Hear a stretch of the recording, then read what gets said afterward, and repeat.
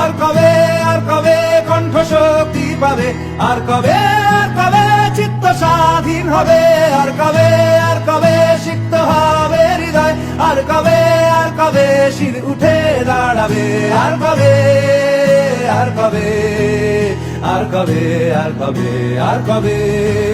এ ব্যথা আমার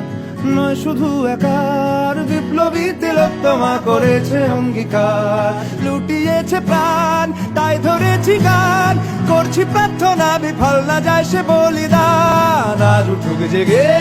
সুপ্ত চেতনা, অন্ধকার হতে আলোকে হোক না পথ চেনা,